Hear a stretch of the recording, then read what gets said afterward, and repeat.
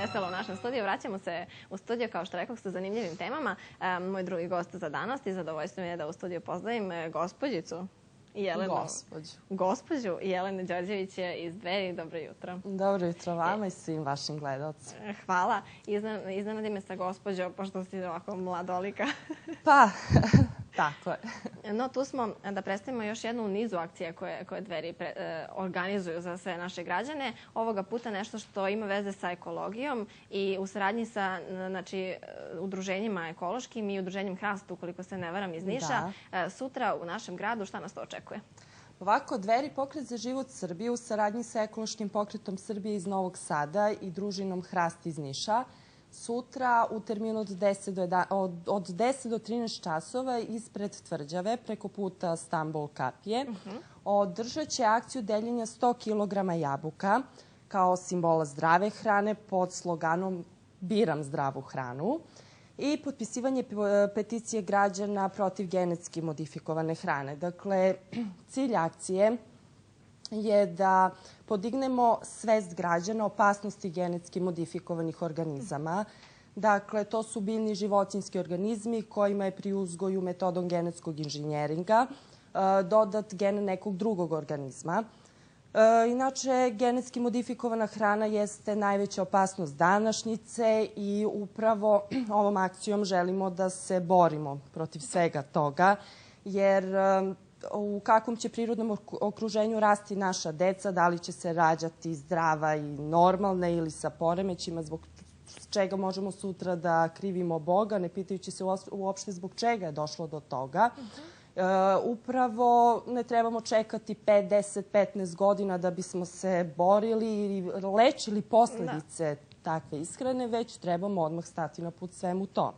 Da, gledalci, svi građani imaće priliku, osim što će dobiti jabuku od vas, da daju svoj doprinos u borbi protiv genetski modifikovane hrane. Naravno, znači svojim potpisom mogu da učestvuju i na taj način zajedno da se bore. Da se borite. Da, kaži mi samo ovako, nekako čini mi se da naši, pogotovo stariji sugrađani, nekako možda nisu dovoljno upoznati, a možda i ne obraćaju dovoljno pažnje. Koliko je u stvari, da li možda imaš neke te podatke, u kojoj meri, ne onako striktno, ali u kojoj meri je genetski modifikovana hrana prisutna u našim životima, a koliko su građani svesni toga i koliko obraćaju pažnju na to?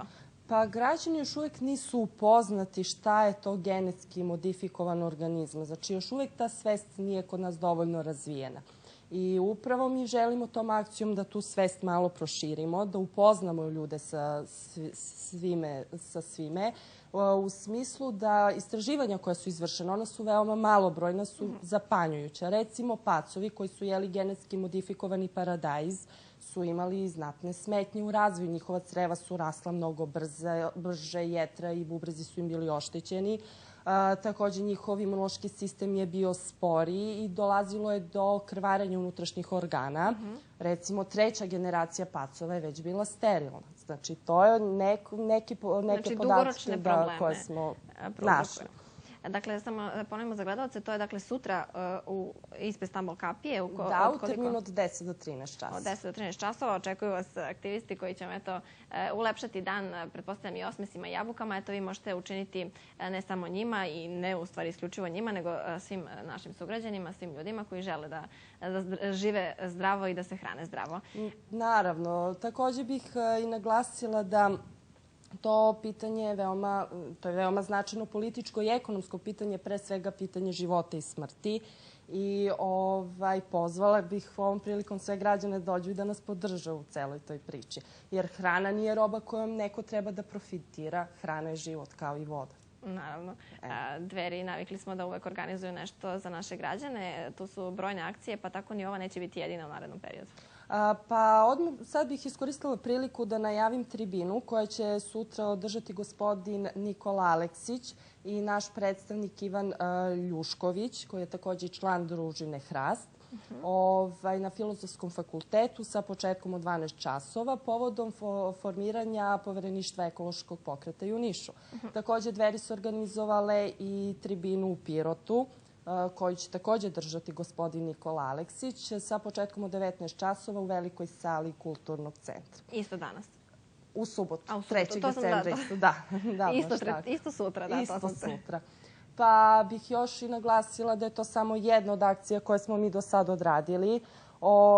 Ubrzo ćemo da realizujemo akciju borbe protiv zlostavljanja dece i roditelja. To će veoma interesantna priča da bude u smislu da smo protivnici te neke moderne psihologije koja za rezultat upravo daje zamenu ulogu između roditelja i dece.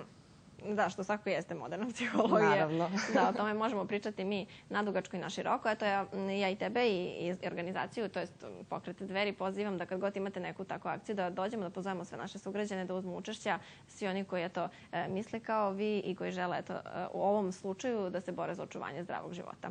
Naravno, mi ćemo sutra da delimo i 15 sadnica hrasta. To nam je Ivan Ljušković obezbedio.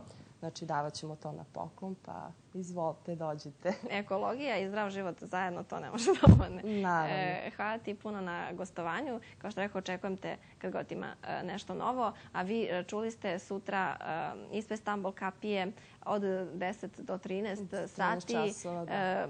Uključite se u ovu akciju, borimo se svi zajedno za zdrav život, a mi idemo još malo da se razdravimo uz muziku pa se vraćamo u studiju.